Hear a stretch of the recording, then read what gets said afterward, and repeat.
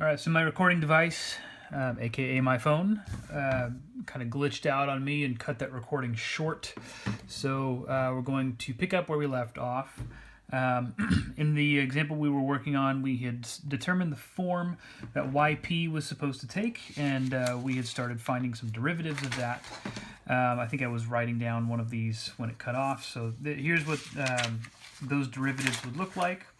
And now our next step would be to take these and plug them into the original DE so that we can try and solve for those unknown coefficients there.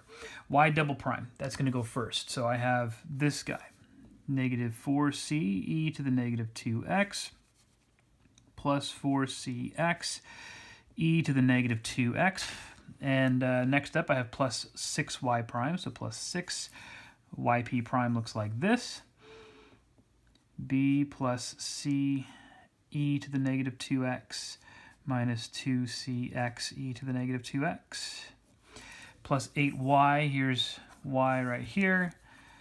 Is it going to fit? Plus 8 times a plus bx plus cx e to the negative 2x.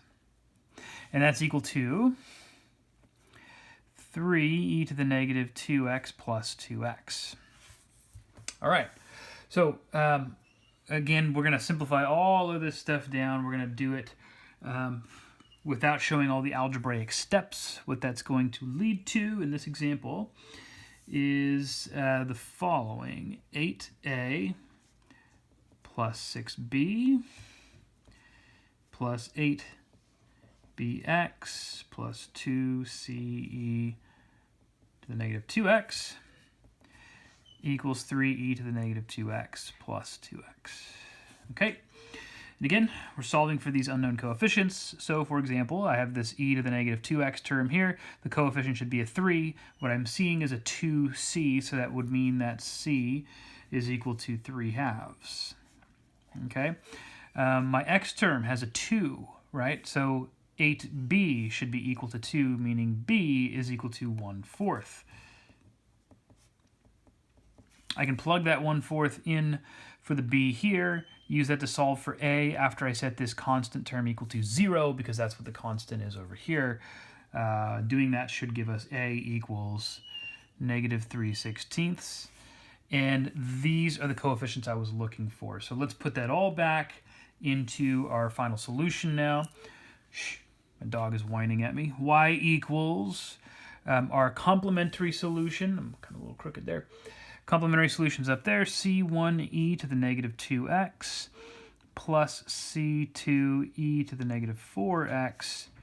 And now let's get our coefficients into our particular solution, which is showing up right here. So that's going to be plus a, which is, actually that should be minus, I guess, because it's a negative 3/16.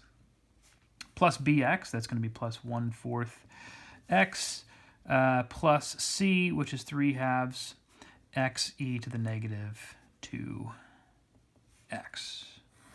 Awesome. Cool. All right.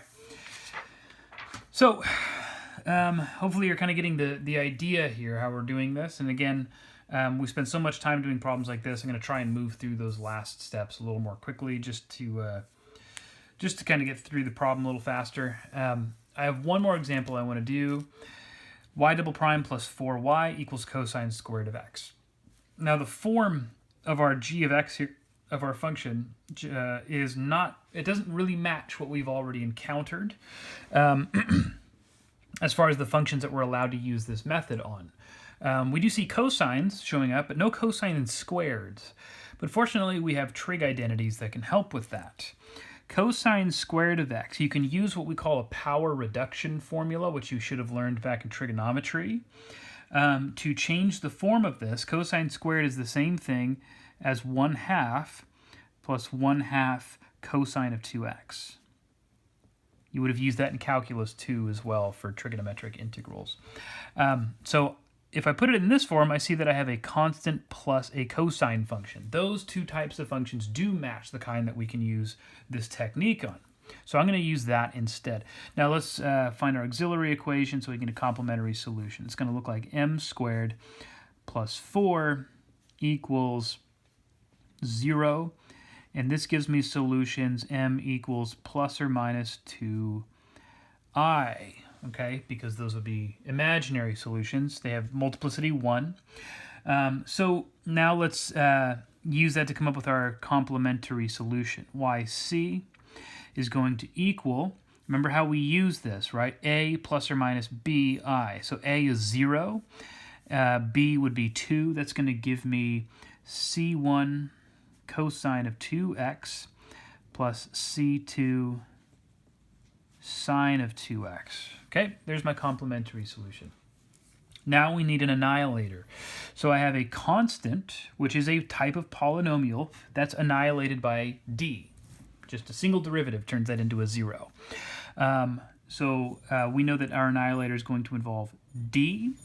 And then cosine of 2x, what's going to annihilate that? Well, again, this is that d squared, okay, minus 2ad. Now the a is equal to 0, so that term goes away, plus a squared plus b squared. But a is 0, b is 2, so 0 squared plus 2 squared is 4. Okay, that's the annihilator for that term right there. All right, and then remember we're going to apply that to both sides of this dE right here. We know it'll annihilate the right-hand side to give us a 0. The left-hand side, remember we change how this looks and we write it in operator notation. So I'm going to write this as d squared plus 4y, and that equals 0. Okay. Now notice the d squared plus 4 that's showing up here and the d squared plus 4 that's showing up here, these are identical factors even though they're showing up from different places. So I'm going to write that this way. Actually, let's go ahead and just get to our auxiliary equation that we would need to solve this. So that d becomes m. The d squared plus 4 here, let's write that as m squared plus 4, but then quantity squared since it's showing up twice, equals 0. So that leads to m equals 0 as a solution and plus or minus 2i, where both of those have a multiplicity of 2. Okay? Oh, stop it. Sorry, my dog is being obnoxious. Just get through this recording, then I can go deal with him. So the multiplicity of 2, remember that's gonna imply that we use reduction of order in how we write our solution here. So we're going to have y equals, m equals 0 should give me y equals c1. And then my plus or minus 2i here, that's going to give me c2 cosine of 2x plus c3x cosine of 2x. That's necessary because of the multiplicity of 2 there.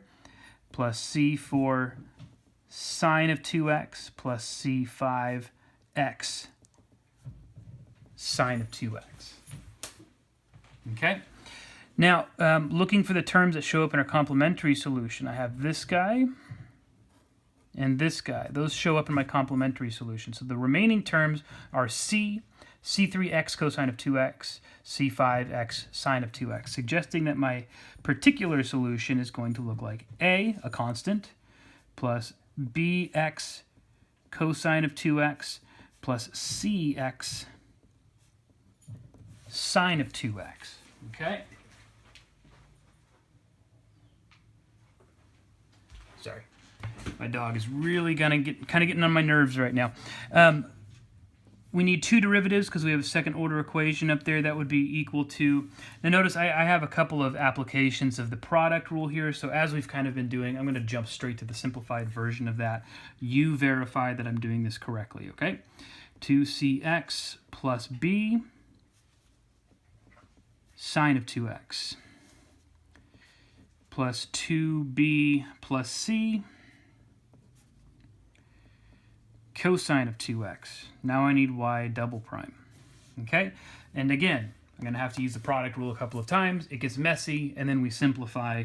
And the simplified version will end up looking like this. Negative 4cx plus 4b cosine of 2x plus negative 4bx minus 4c sine of 2x. Okay? Now, we plug this stuff into our original equation. So y double prime, which we have here, it's going to look like negative 4cx plus 4b cosine of 2x plus negative 4b x minus 4c sine of 2x plus 4y plus 4 times this guy up here. So that's going to be a plus bx cosine of 2x plus cx sine of 2x. And that should come out to 1/2 plus 1/2 cosine of 2x. Okay? Consolidating everything down, setting coefficients equal to each other to solve, this will end up looking like 4a minus 4c sine of 2x plus 4b cosine of 2x equals 1/2 plus 1/2 cosine of 2x. And again, we're setting things equal to each other. For example, 4a will equal the constant 1/2, meaning a is equal to 1/8. It's easy to see here, b will also be 1/8, and c will have to equal 0. There's no sine of 2x showing up over here, so c would have to be 0. Okay, that's going to give me a solution. Y equals my complementary solution, c1 cosine of 2x plus c2 sine of 2x plus 1/8 plus 1/8 sine of 2x. Okay, complementary plus particular, we've got a solution. And that's going to wrap it up for this section. I didn't do any IVPs in my examples. I could have, but we did an IVP in the previous section, and you know, once we get to this step, it's going to look exactly the same as what we did there. You have to get to this point first, and then only once you get here, you plug in your initial conditions.